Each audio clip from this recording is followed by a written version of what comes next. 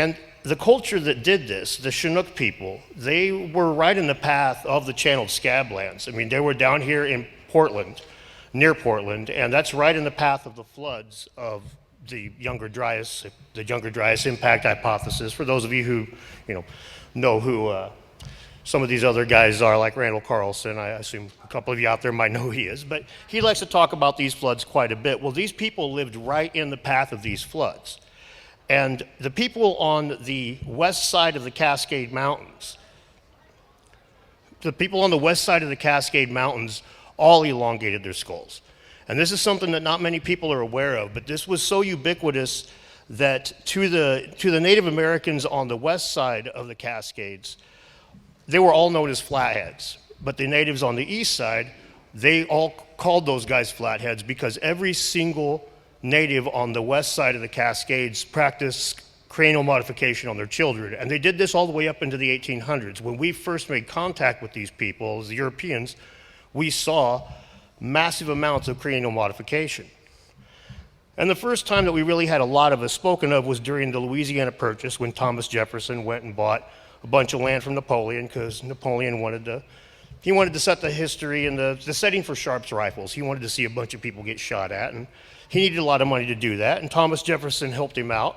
And we sent Lewis and Clark up there to learn a little bit about what we had up in that area. And they went right past Louisiana and right up into the Oregon Territory. And when they got up there, they noticed that the closer they got to the coast, the more they saw natives with elongated skulls. And the way that they did it was well documented. It was not a natural thing. It was something they were definitely doing to their children. And it's actually funny, when you read about the reports, they said that the children looked like a mouse caught in a trap because its eyes bulged out of its head. So it's the kind of thing where you wonder why a parent would start to do these things to begin with, if it was emulating something or someone that was causing them to disfigure their children. And we have quite a bit of images that were drawn at this time of people that were basically practicing this sort of thing. Lewis and Clark discussed it in detail. And one of the things that they said was that you could expect a slave to not have an elongated skull. And this is an important thing to note. On the west side of the Cascades, all of these natives had elongated skulls except for the people that were low-born or for some reason were considered cursed by the gods, like if they were trying to do it and for some reason they had to remove them from the cradle and stop. Because they started this right when the baby was born and they stopped it after about a year. And again, this was all up and down the Cascades. It also, funnily enough, the women in this area, they bound their feet. Not the same as China, but very similar. They bound their legs in order to make their calves more pronounced, and it was a very strange little similarity that we see across both sides of the Pacific.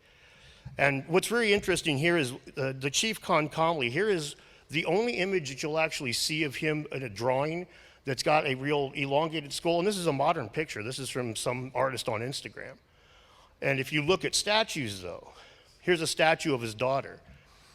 And if you look at the side of her, they definitely have her head is elongated, which it's kind of interesting. When you go and visit the area, you'll find that there's not nearly as many references to this as you would think. I know a lot of people in the area that are into the same stuff that we are, and they're not aware that this was one of the things that we could see a lot of in the area.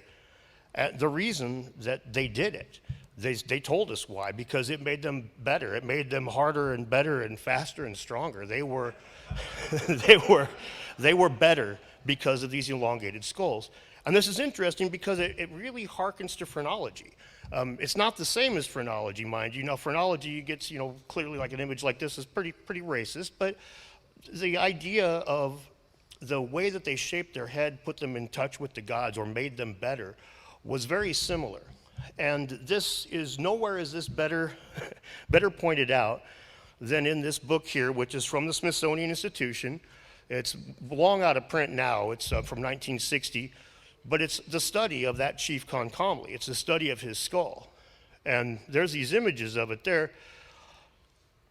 And as you can see, it's got the sagittal suture missing, and it's got the point where the spine meets at the same kind of thing that Brian Forster would talk about as being a natural thing, or excuse me, a man-made thing.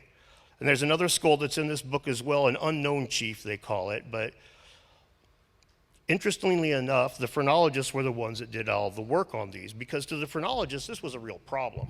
They've got an idea in their head that the shapes and bumps on a human skull dictates personality and intelligence, and then you've got a group of people that are over here modifying their skulls. This is a playground for that hypothesis, right? So all of a sudden, these skulls became worth big money. And when I say big money, I mean they were looted by the thousands. And when I say by the thousands, it's ridiculous, but nowhere is that better told than with this another image of Concomly. You notice again, his head is not elongated there, although the artistic representations of him and his people were. Now, when he died from malaria, they believe, 3 years after he died, his skull was looted. And he was buried like most of the Chinook people were. They buried them in these raised canoes. They would put their bodies up off of the ground. They would put them on an island so that no big game could get to them, no big predators. And they would let them slowly rot and slowly decompose, and eventually there would be skeletons with grave goods left there. But Concomly, he was the number one, like it was the holy grail of elongated skulls. This was a known, well-known Native American. When Lewis and Clark returned from their voyage, or from their trip, Concomly was almost as popular as Sacagawea in the Western mind. He was a very well-known Native American for a time. And so his skull was looted, and sadly enough, you can see that they went and tattooed their name on the back of it, cataloged it, and put it on a shelf. And what's really sad about this is he was a huge friend to the white man, basically. When the first settlers came through, the first explorers came through, he traded with them, and he was well known for being shrewd but polite and understanding. When they built the fort near their Fort Astoria, he wanted to, many of his people wanted to attack it. And he famously said, look, man, these guys have really fine woven cloth. They have really powerful weapons. They have really good stuff. And they're not bringing their women and children. Do you really want to mess with these guys and see what happens when they bring their families? They're going to destroy us. And this was pretty salient observation 100 years ahead of its time. But he was a friend to him. And then 3 years later, it didn't really matter. They chopped his head off. And this was one example of many. This is one of the Memaloose Islands. Memaloose is the Chinook word for death or for burial. Excuse me, I need a drink. And there's a lot of those islands, like I said, where they would bury the people on them because they were considered sacred. Now, most of them were considered as having been touched by the gods of old, and they would choose certain islands. This is a great picture here that will show you just how bad it got. That is the grave of a white guy in the back, but here in the foreground is hundreds of bodies of natives that were dug up to be sold. The skull was really where the money comes from, and this was just all over the place. It was something they were proud of.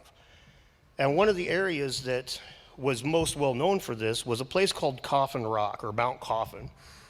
And when Lewis and Clark saw the place, they said that there were over 3,000 of those canoe burials on there. And now keep in mind that the only people that were buried like that were free people. And again, if you were a free native on that side of the hills, your head was modified. That's 3,000 elongated skulls that were on top of this thing when they were first seen. And Mount Coffin, it's gone now. That's where it used to be. There's a Weyerhaeuser mill there. It's a logging area. It's long gone. They razed it. They actually destroyed it.